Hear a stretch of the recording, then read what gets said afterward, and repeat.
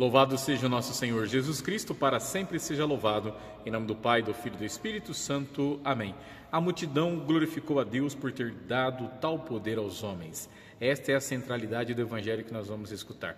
Eu peço que você fique aqui conosco, para que a palavra de Deus possa entrar nos seus ouvidos e chegar no teu coração. Eu sou o Padre Adilson Vieira, missionário dos Santos Apóstolos, conectados na fé. Aqui por esse canal estamos levando a palavra de Deus. E eu te convido você a fazer parte conosco, a partilhar, a compartilhar e a levar a palavra de Deus também a mais pessoas. Porque juntos estamos aqui para que o Evangelho do nosso Senhor Jesus chegue também àqueles que estão longe da palavra. Nós vamos ouvir o Evangelho de São Mateus, capítulo 9, versículos de 1 a 8. O Senhor esteja convosco, Ele está no meio de nós. Proclamação do Evangelho de Jesus Cristo segundo Mateus. Glória a vós, Senhor. Naquele tempo, entrando em um barco, Jesus atravessou para a outra margem do lago e foi para a sua cidade. Apareceram-lhe então com um paralítico deitado numa cama. Vendo a fé que eles tinham, Jesus disse ao paralítico: Coragem, filho, os teus pecados estão perdoados. Então alguns mestres da lei pensaram: esse homem está blasfemando. Mas Jesus, conhecendo os pensamentos deles, disse: Por que tendes esses maus pensamentos em vossos corações?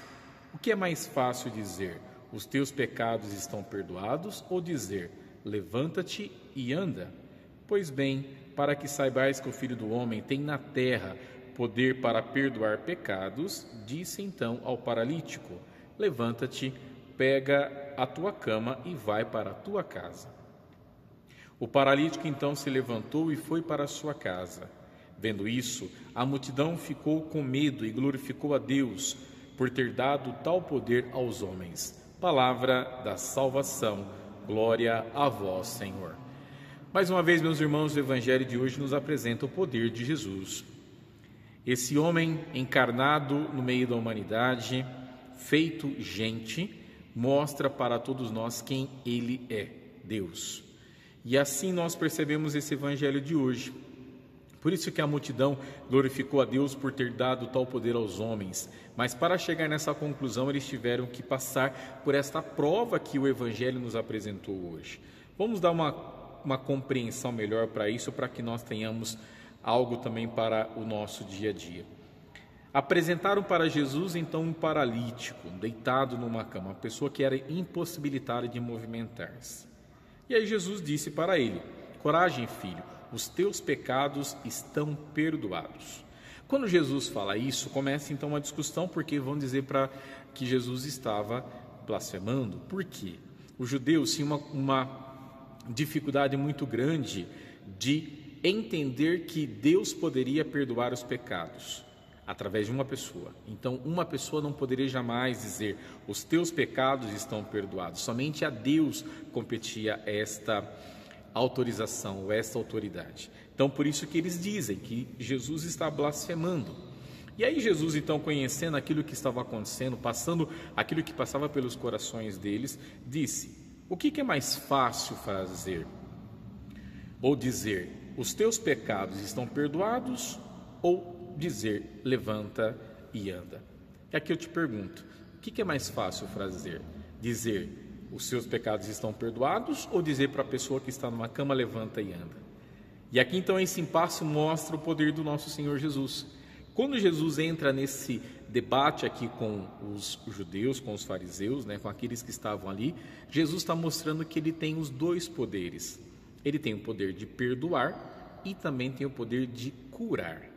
Por isso que Jesus perdoa e Ele cura. Essas duas realidades estão muito ligadas. Quando Jesus nos perdoa, Ele também está nos curando. Quando nós somos curados de uma doença ou do pecado, que também é uma doença, nós estamos sendo perdoados daquela realidade. Deus esquece tudo isso, esquece o pecado cometido. Então, por isso que aqui, na hora que eles entram nesse debate, Jesus, para provar e para mostrar que ele era Deus, o que ele faz? Ele diz para o homem: levanta-te e anda. Além de perdoar, Jesus faz um milagre e mostra quem ele verdadeiramente é. Por isso que é bonito o evangelho de hoje, para a gente entender essas duas realidades. Ao mesmo tempo que Jesus perdoa, ele cura, e ele faz isso declaradamente para provar que ele é Deus, para mostrar que ele pode, que ele tem poder. Por isso que o evangelho nos apresenta declaradamente esta realidade, visivelmente diante dos nossos olhos.